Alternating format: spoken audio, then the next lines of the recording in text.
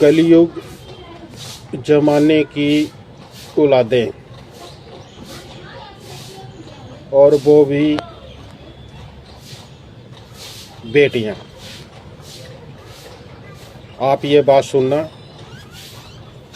कि मैंने बेटियां क्यों कहा है। मुंबई में कपड़ा व्यापारी, उनकी 3 बेटियां और उनका कपड़े का व्यापार, और बहुत अच्छा से अपने घर परिवार में बॉम्बे में रह रहे थे। बेटियों को पढ़ाया लिखाया खूब अच्छे से, खूब अच्छी परवरिश की, पढ़ा लिखा के बढ़िया उनकी शादियां कर दी। उनको पढ़ा लिखा के बहुत अच्छे उनकी नौकरियां भी लग गई,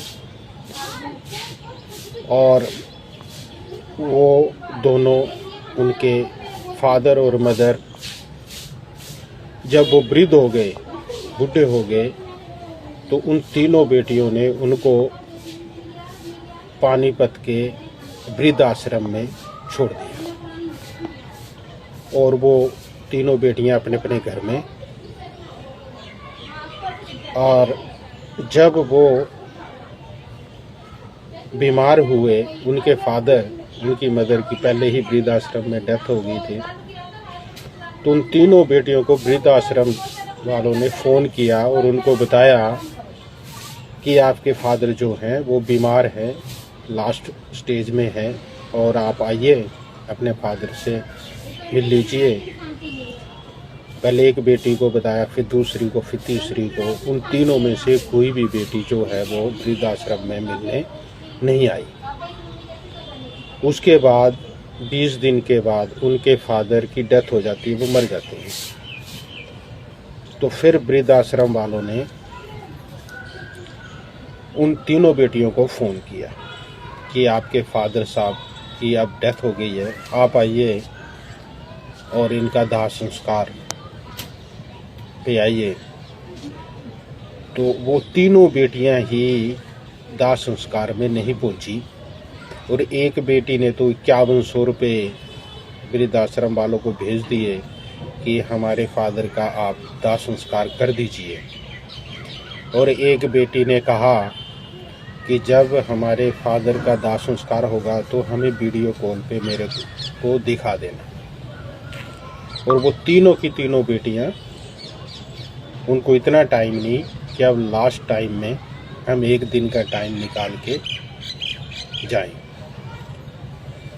तो इसलिए मैं कह रहा था कि ये कलयुग ज़माना है।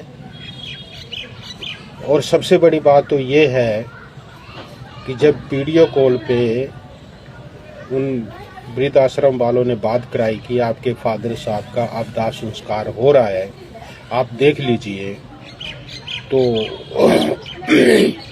उस बेटी के मुंह से और कुछ नहीं था, ये था कि सर पहले ये बताइए कि कितना टाइम लगेगा दाह संस्कार में। तो उन्होंने कहा कि अभी 10-15 मिनट तो कम से कम लगेंगे।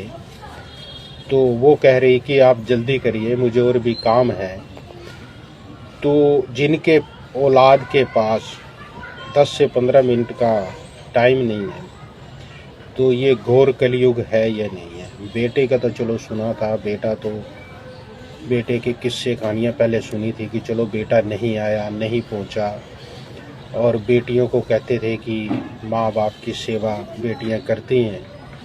लेकिन अब इस घोर कलयुग में कोई किसी का नहीं है, इस घोर कलयुग में कोई अपना नहीं है। तो इस घोर कलयुग में अगर कोई किसी के ऊपर विश्वास करता है तो वो ठीक नहीं है। तो अपने आप को जैसे भी है समृद्ध रखें और सुरक्षित रखें, और ध्यान से अपनी सेहत का ध्यान रखें।